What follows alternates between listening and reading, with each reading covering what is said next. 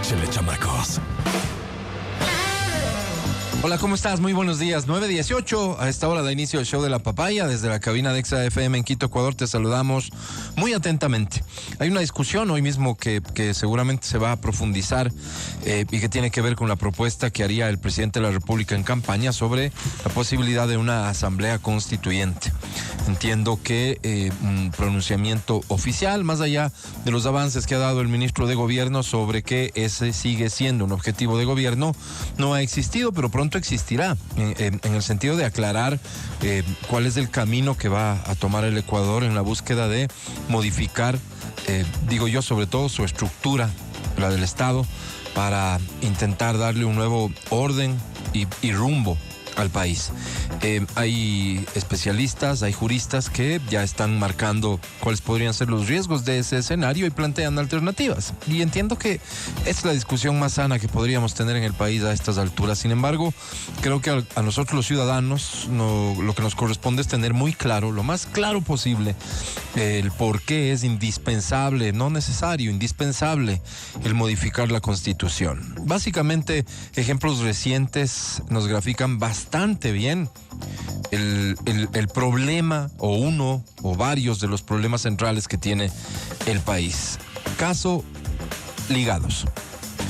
Una sola institución creada supuestamente desde el argumento de que la sociedad, los ciudadanos comunes, ni siquiera es servidor, ¿no? Porque dirán, vaya, en un medio de comunicación deja de ser un ciudadano común. Tú y seguramente las personas más empobrecidas, con menos acceso a educación, a salud, etcétera, ellos son los que tienen que estar representados en este organismo, la representación de los ciudadanos mismos. Es una idea que se vende bastante bien y que se vendió bastante bien allá en el 2008, cuando más del 60% aprobó la Constitución, pero este era uno de los ejes centrales, la participación ciudadana. El decir para entonces que los políticos tenían que dejar de tomar las decisiones y que las decisiones las tenían que tomar los ciudadanos. Claro, insisto, como concepto suena bastante vendedor.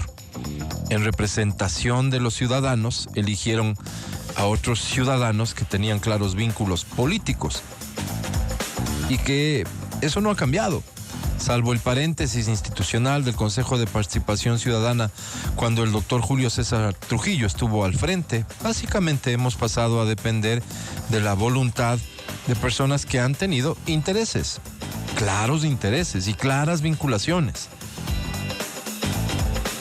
5 mónicos, coordinados por una persona de pocas luces, se pueden tomar todas las instituciones del Estado. Y eso es lo que se evidencia en el caso Ligados, justamente. Caso que, por cierto, no está hecho de presunciones, no está hecho ni siquiera de testimonios, que ya sería importante. Está hecho de una prueba fundamental que constituyen las conversaciones entre ellos. Las grabaciones de las conversaciones entre ellos, entre quienes querían tomarse las instituciones a toda costa, entre quienes hablaban de cómo, con contactos hasta en el bajo mundo, ya tenían acordado cómo operar en el Tribunal Contencioso Electoral para evitar que cierta causa que perjudique a su mayoría en ese organismo pueda prosperar.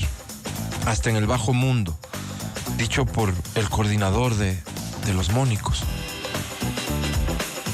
Personas que recibían regaños por parte del líder de un partido político porque resulta ser que perdieron la oportunidad de tener su propio Contralor General del Estado. Ese es el fondo del tema. Y de eso los ciudadanos tenemos que estar plenamente conscientes. Esta Constitución fue hecha para poder controlar el Estado desde la supuesta figura de la representación ciudadana, pero por supuesto desde el partido que para entonces era de gobierno. El control total del Estado, de las instituciones de control que durante tantos años no detectaron los casos de corrupción, que hoy están sancionados por la justicia. Cuando tenían un contralor que sacaba las mejores puntuaciones en sus procesos de selección, y que ahora cumple condena en los Estados Unidos.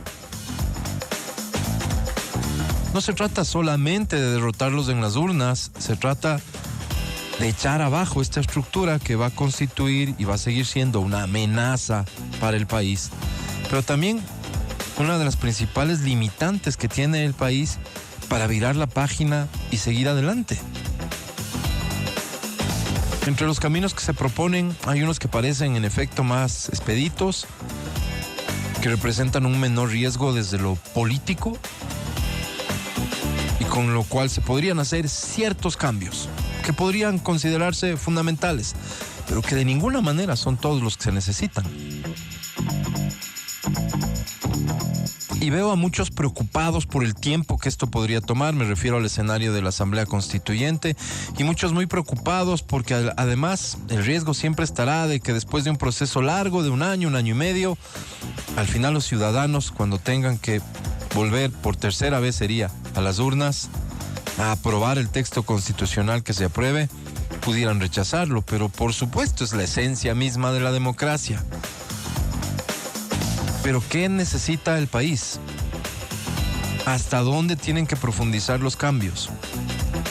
¿Qué se puede hacer vía una mayoría simple en la Asamblea, lo cual parece ser lo más práctico?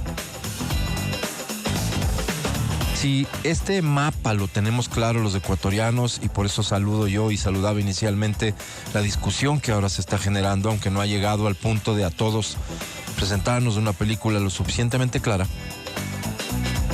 Con ese mapa, entonces podríamos los ciudadanos comunes y corrientes salir y decidir queremos o no queremos la constituyente.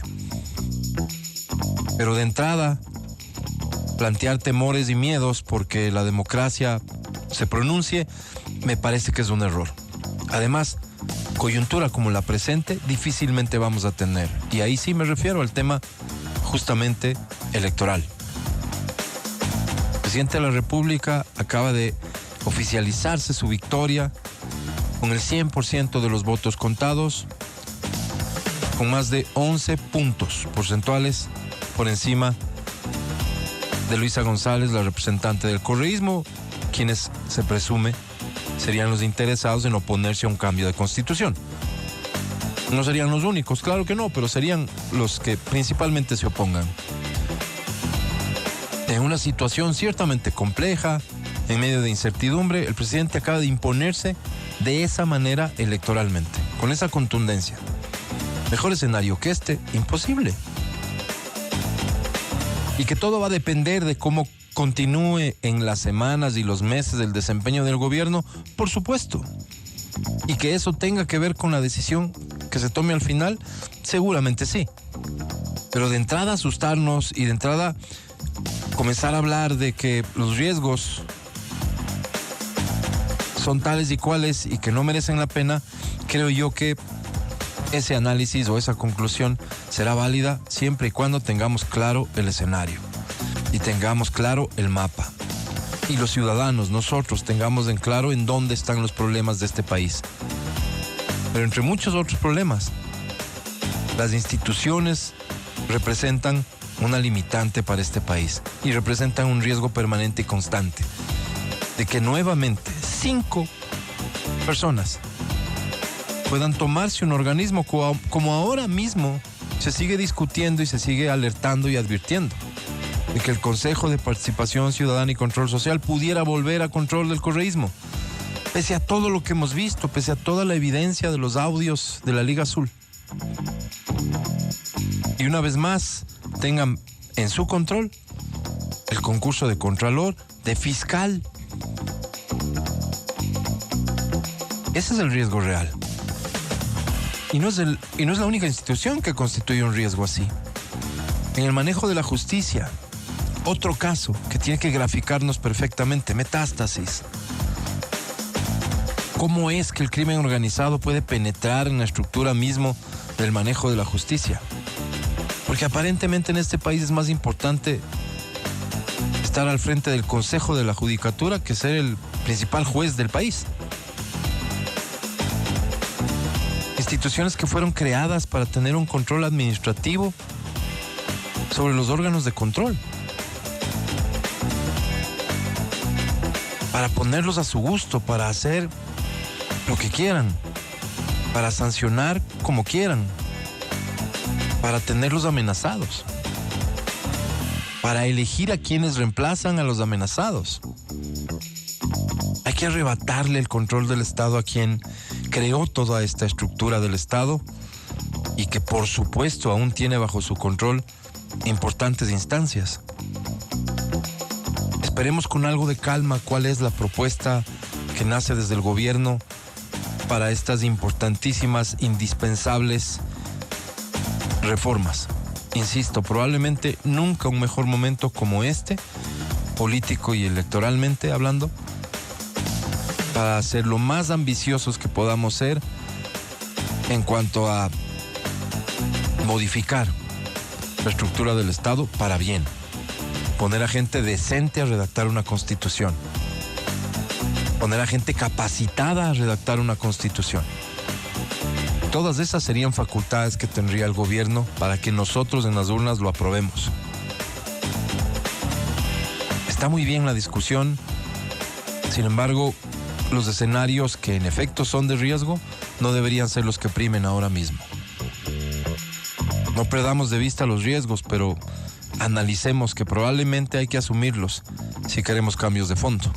Este es el show de la papaya, te doy la bienvenida, muy buenos días. En vivo desde la cabina de Exa FM.